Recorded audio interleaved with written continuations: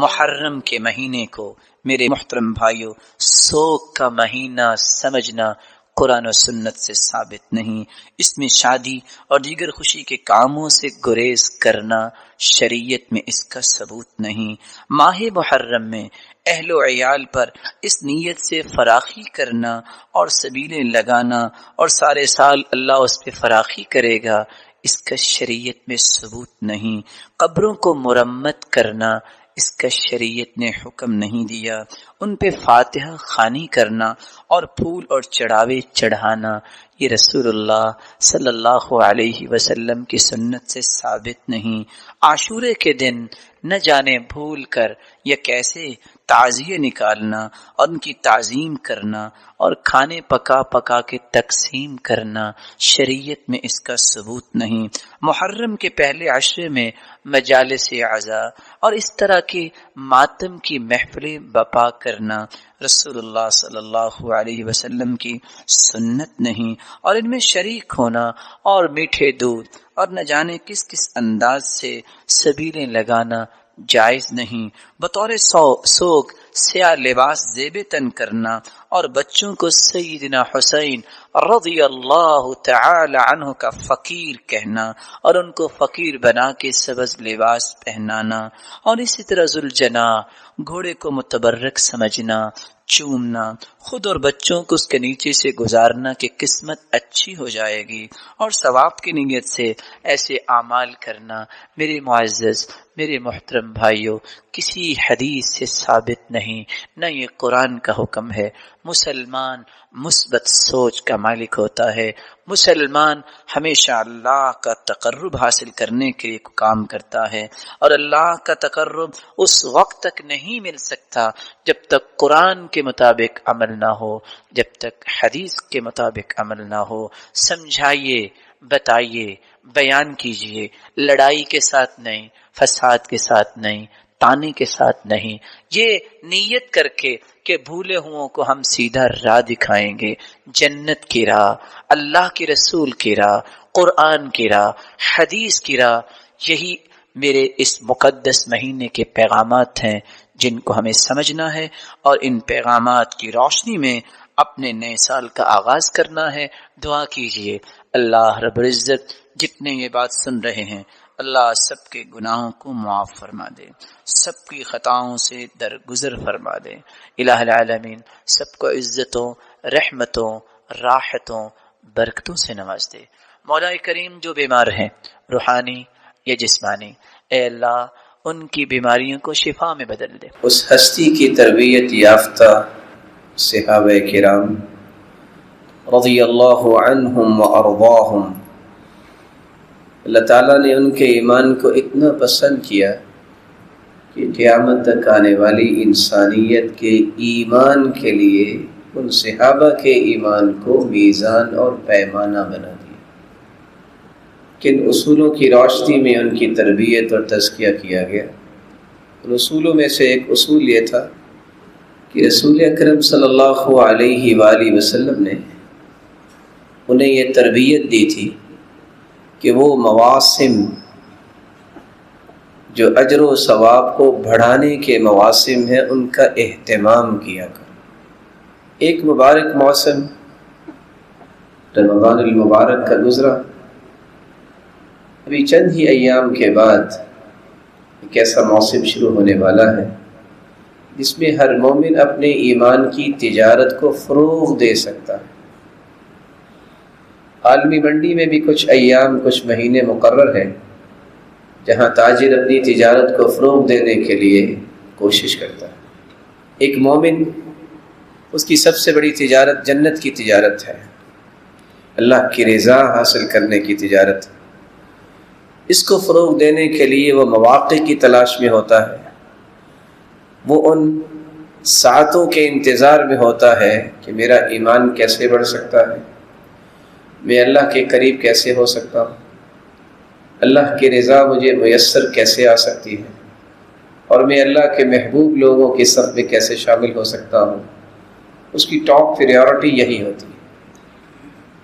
اس لیے اللہ عز و جلال نے دو باتوں کی اکٹھی قسم اٹھائی، والفجر ولیال عشر، قسم ہے فجر کی اور قسم ہے 10 راتوں کی۔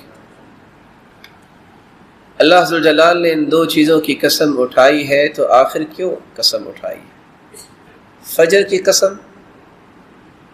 فجر کا وقت بڑا سہانا ہے، بلکہ رسول اکرم صلی اللہ علیہ وآلہ وسلم کے فرامین ہمیں سمجھاتے ہیں کہ فجر اور عصر کا وقت وہ وقت ہے جب فرشتوں کی ڈیوٹیاں چینج ہوتی ہیں۔ یتعاقبون فیکم ملائکۃ باللیل وملائکۃ بالنہار، وہ فرشتے جو فجر کی نماز پہ آتے ہیں وہ عصر کی نماز پہ واپس چلے جاتے ہیں، اور جو عصر کی نماز پہ آتے ہیں وہ پھر فجر کو واپس جاتے ہیں۔ لیکن خوشخبری کی بات یہ ہے کہ جب یہ فرشتے رب تعالیٰ کے پاس واپس جاتے ہیں تو اللہ ذو الجلال نے ہی بھجوایا ہوتا ہے، لیکن انہی فرشتوں کو گواہ بنانے کے لیے اللہ ذو الجلال پوچھتے ہیں کہاں سے آئے ہو؟ اللہ تیرے بندوں کے پاس سے آئے، کیا کر رہے تھے؟ تو جواب کتنا خوبصورت ہے فرشتوں کا، اتیناہم وہم یصلون وترکناہم وہم یصلون، ایسے بندوں کے پاس گئے اور آئے ہیں وہاں سے، جب ہم گئے تو تب بھی وہ نماز میں تھے، جب واپس آئے ہیں تب بھی نماز نہیں تھی۔ تو رب تعالیٰ کا حکم یہ ہوتا ہے کہ تم گواہ رہنا، میں نے ان کو بخش دیا۔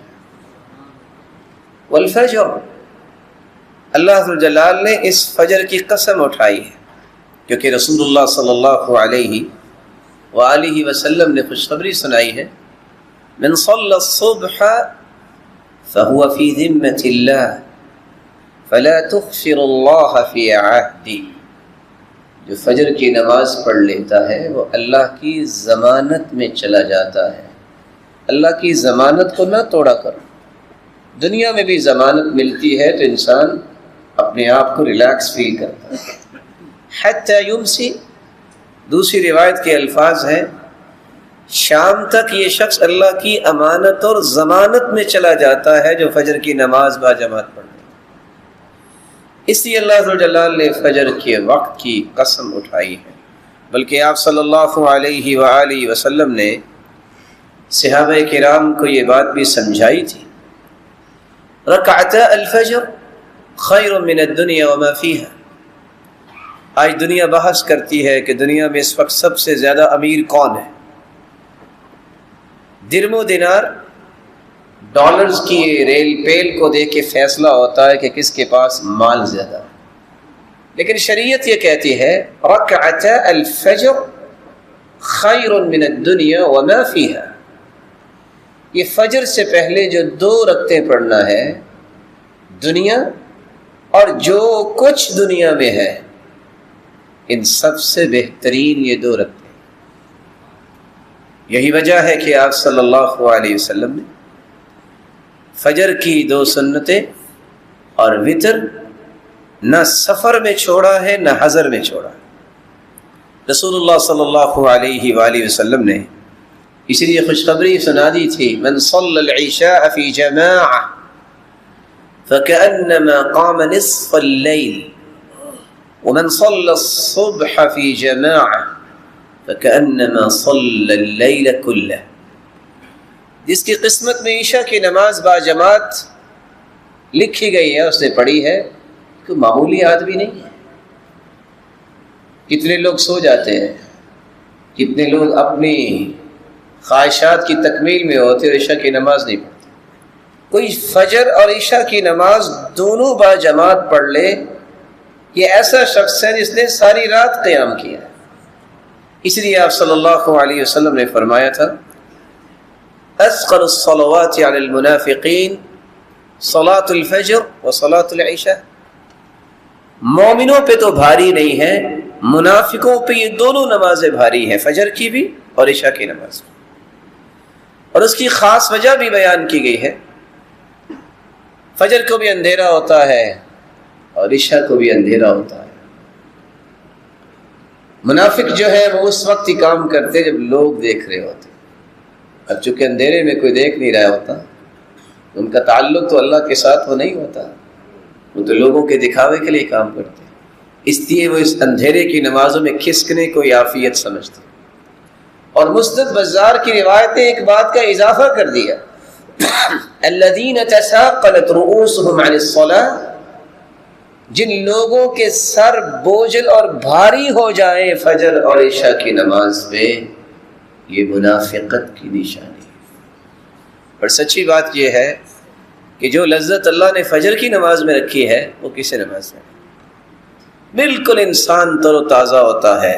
شرط یہ ہے کہ اس کی زندگی کا شیڈول سنت کے مطابق ہو. جب رات کو فیس بک سے 2 بجے فارغ ہوگا تو فجر کی نماز میں اسے لذت کیا آئے گی؟ اونگ آئے گی، جھولے آئیں گے. اگر وہ سنت کے مطابق وقت پہ سوتا ہے، ذکر اذکار کر کے سوتا ہے، باوضو ہو کے سوتا ہے، ہاں اگر کوئی علمی مشغولیت ہے، امت کے مسائل ہیں، کوئی اچانک سے کوئی مہمان آ گئے، تو شریعت نے اجازت دی ہے کہ آپ یہ وقت سپینڈ کریں. لیکن بے فائدہ انسان اپنے آپ کو لیٹ نائٹ جگاتا رہے، یہ اپنی جان پہ بھی اور اپنے ایمان پر بھی ظلم ہے. اگر وقت پہ انسان سوتا ہے اور فجر کی نماز پڑھے، کوئی خیال نہیں، اس وقت جو اللہ ذو الجلال سے ہم کلام ہونے کی لذت انسان کو آتی ہے وہ سارے دن کی نمازوں میں نہیں آتی. اللہ ذو الجلال ہر ایک کے نصیبے میں فرمائے. رسول اللہ صلی اللہ علیہ وآلہ وسلم نے اس لیے فرمایا تھا کہ جس طرح منافقوں پہ فجر اور عشاء کی نماز بھاری ہے، اگر ان کو یہ پتہ چل جائے کہ یہ 2 نمازوں کی عظمت کتنی ہے، ان کو گھٹنوں پہ رینگ کر آنا پڑے تو گھٹنوں پہ رینگ کر ہی آ جائے. اور اسی حدیث کے آخر میں ایک بات ہے جو میرے اور آپ کے لیے بڑی ہی سوچنے والی بات ہے. آپ نے فرمایا میرا جی چاہتا ہے کہ ایک مؤذن اذان کہے، پھر میں کہوں کہ نماز کوئی اور پڑھائے، اور میں آگ کا شعلہ لے کر جاؤں فَأُحَرِّقَ عَلَى مَن لَا يَخْرُجْ إِلَى الصَّلَاةِ، اور جا کے وہ لوگ جو فجر کی نماز اور عشاء کی نماز پہ نہیں نکلے ان کے گھروں کو جلا کے راکھ کر دوں. کوئی معمولی بات نہیں. لیکن میں دیکھتا ہوں کہ اس میں بچے بھی ہیں، جیسا کہ دوسری روایت میں ہے، عورتیں بھی ہیں. بس اوقات اس وقت ان پہ نماز ضروری نہیں ہوتی کچھ ایام میں، مگر میرا جی چاہتا ہے میں گھروں کو بھی جلا دوں اور ان کو بھی جلا دوں. رسول اللہ صلی اللہ علیہ وآلہ وسلم نے یہ بات سمجھائی ہے. والفجر، اللہ عز و جلال نے فجر کی کیوں قسم اٹھائی؟ اندھیرے کی نماز ہے. بشر المشائین فی الظلم الی المساجد بالنور التام یوم القیامہ. آج اندھیروں میں چل کے نماز پڑھنے کے لیے جو نکلتا ہے، اس کو خوشخبری دے دو کہ قیامت کو اسے مکمل نور اور روشنی عطا کر دی جائے. والفجر، اللہ تعالیٰ نے فجر کی قسم اٹھائی ہے. اس کا ایک سبب یہ بھی ہے، آپ صلی اللہ علیہ وسلم نے فرمایا لن یلج النار احد صلی قبل طلوع الشمس وقبل غروبها. یہ شخص جہنم میں نہیں جائے گا جو 2 نمازوں کی پابندی کرتا ہے، فجر کی نماز اور عصر کی نماز. ان دونوں کو پابندی سے پڑھنے والا لن یلج النار، یہ جہنم میں داخل نہیں. اور اس سے بڑی خوشخبری اس کے لیے یہ ہے، صحیح بخاری کی روایت ہے، رسول اللہ صلی اللہ علیہ وسلم کے صحابی جریر بن عبداللہ البجلی بیان کرتے ہیں، ہم اللہ کے رسول صلی اللہ علیہ وسلم کے پاس بیٹھے ہوئے تھے، رات کا وقت تھا، 14ویں رات کا چاند چمک رہا تھا. آپ صلی اللہ علیہ وسلم نے ایک سوال کیا، اما انکم سترون ربکم کما ترون هذا القمر لا تضامون فی رؤیتی.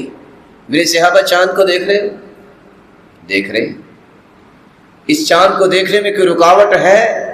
کہ رکاوٹ تو کوئی نہیں، اس کی چمک اور دمک نظر آ رہی ہے. تو آپ صلی اللہ علیہ وآلہ وسلم نے فرمایا تم قیامت کے دن جنت میں اپنے رب کو اسی طرح دیکھو. اللہ کے رسول کیسے دیکھیں گے؟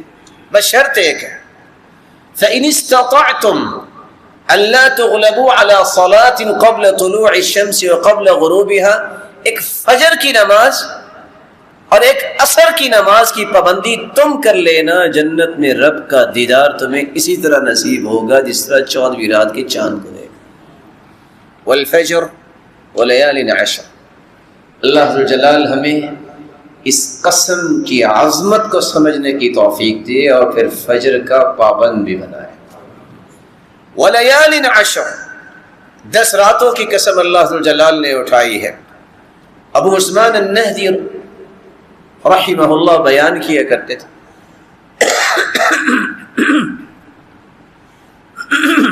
كانوا يعظمون 13 عشرات، سلف صالحین کا طریقہ یہ تھا، صحابہ، تابعین، تبع تابعین، کہ 3 عشروں کی بڑی عظمت سمجھتے تھے۔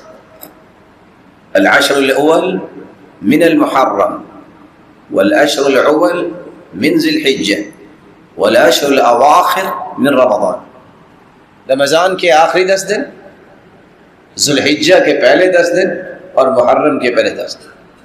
رسول اللہ صلی اللہ علیہ وآلہ وسلم نے صحابہ کرام کو جو بات سمجھائی، جس کی بابت سیدنا عبداللہ ابن عباس بیان کرتے ہیں کہ اللہ عز و جلال نے جن 10 راتوں کی قسم اٹھائی ہے وہ کون سی 10 راتیں ہیں؟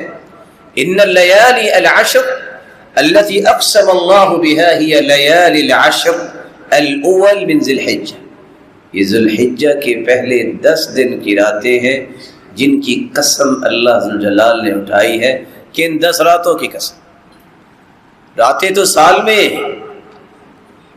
اگر آج کل کا حساب کیا جائے تو 365 دن ہیں، راتیں بھی ہیں، اور عربی مہینوں کے مطابق 356 دن بنتے ہیں، اس کی بھی راتیں۔ ان 10 دنوں کی راتوں کی قسم اٹھانے کی وجہ کیا ہے؟ رسول اللہ صلی اللہ علیہ وآلہ وسلم پر قرآن نازل ہوتا ہے، وَيَذْكُرُ اسْمَ اللَّهِ فِي أَيَّامٍ مَعْلُومَاتٍ عَلَى مَا رَزَقَهُم مِّن بَهِيمَةِ الْأَنْعَامِ، اللہ عز و جلال نے بطور خاص ان کا تذکرہ کیا ہے قرآن مجید میں، جس میں اللہ عز و جلال کے ذکر کو بلند کیا جاتا ہے، اللہ عز و جلال کی کبریاء بیان کی جاتی ہے، اللہ عز و جلال کی حمد و ثنا کی جاتی ہے، اللہ عز و جلال کی توحید کو خالص کیا جاتا ہے۔ یہ 10 راتیں ذی الحجہ کی پہلی 10 راتیں۔ آپ صلی اللہ علیہ وآلہ وسلم نے اس لیے 3 الفاظ استعمال کیے ہیں 3 الگ الگ حدیثوں۔ پورے سال میں مومن جو عمل کرتا ہے سب سے افضل ترین عمل وہ ہے جو ان 10 دنوں میں کیا جائے۔ آپ کے الفاظ کیا ہے؟ ما من ایام العمل فیہن افضل من هذه الاشهر۔ پھر آپ نے دوسری حدیث میں فرمایا ما من عمل ازکى عند اللہ، پورے سال کے دنوں میں سب سے پاکیزہ ترین عمل جو ہے وہ ہے جو ان 10 دنوں میں کیا جائے۔ پھر آپ نے تیسرے الفاظ بیان کی ما من ایام العمل الصالح فیہن احب الی اللہ من هذه الایام، سال کے تمام دنوں میں اعمال اللہ قبول کرتے ہیں لیکن محبوب ترین عمل وہ ہے جو انسان ان 10 دنوں میں کرتا ہے۔ رسول اللہ صلی اللہ علیہ وآلہ وسلم نے صحابہ کو یہ بھی سمجھایا کہ اللہ جلال نے ان 10 راتوں کی قسم کیوں اٹھائی ہے۔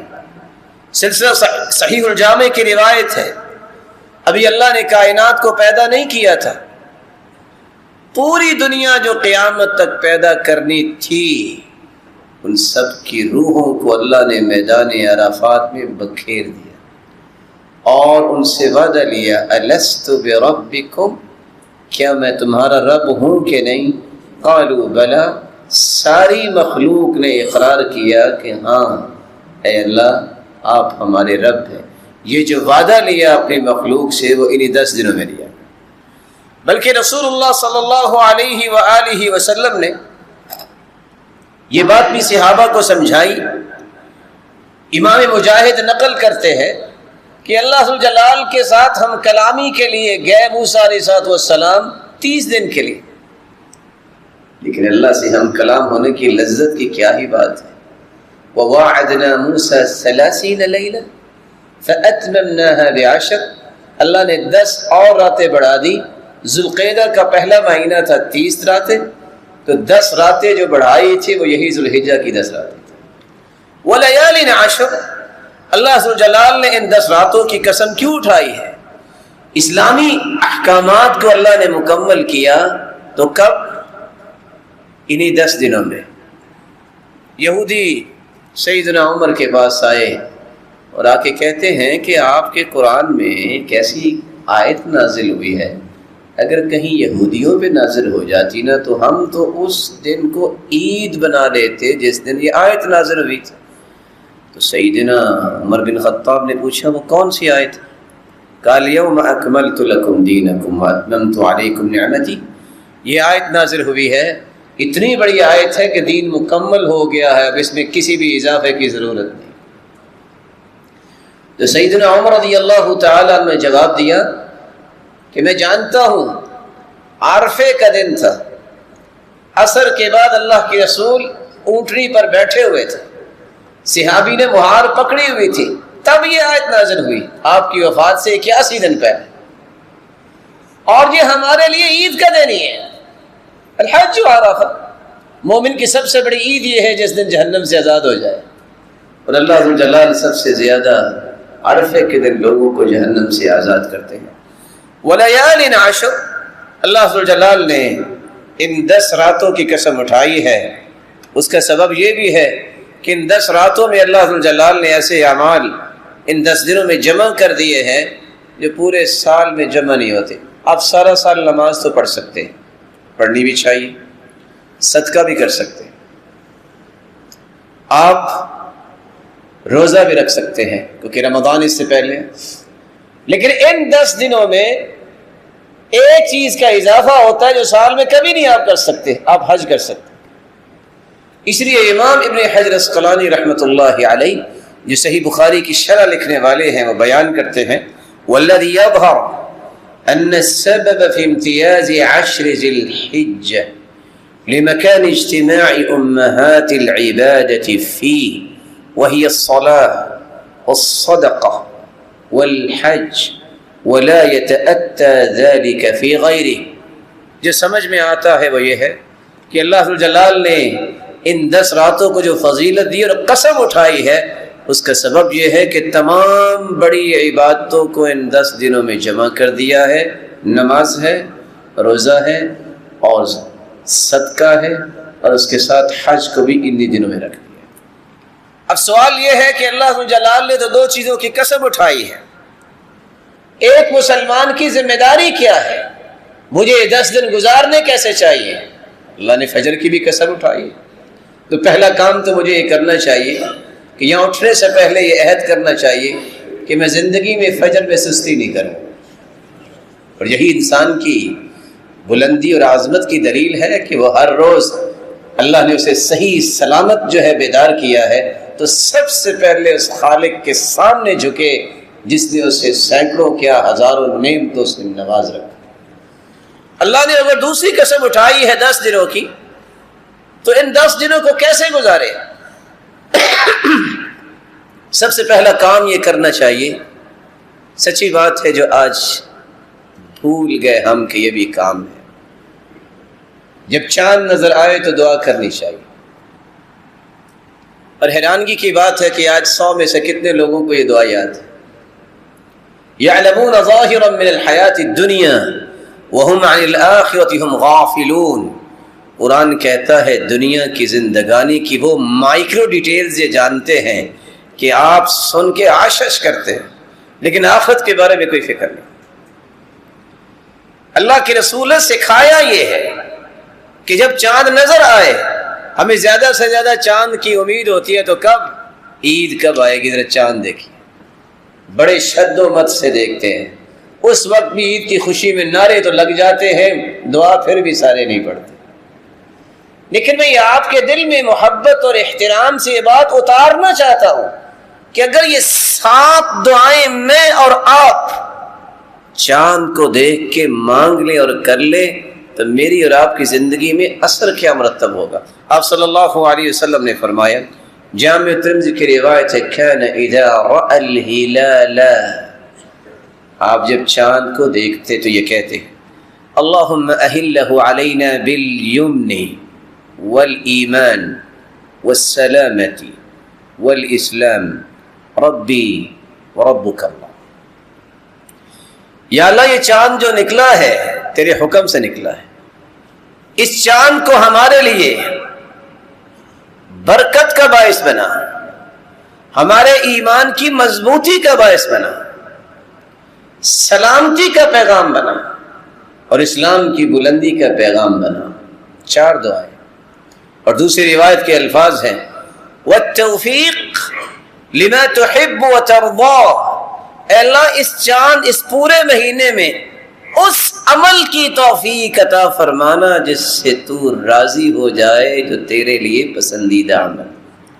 اور تیسری روایت کے الفاظ ہیں، غیر ضالین ولا مضلین، اے اللہ اس چاند کے طلوع ہونے کے بعد نہ ہمیں گمراہ ہونے دینا اور نہ ہی ہم کسی کی گمراہی کا سبب بنے۔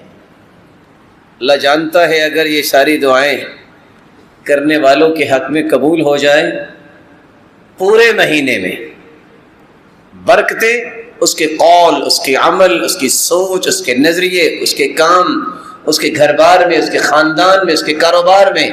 دعا ہے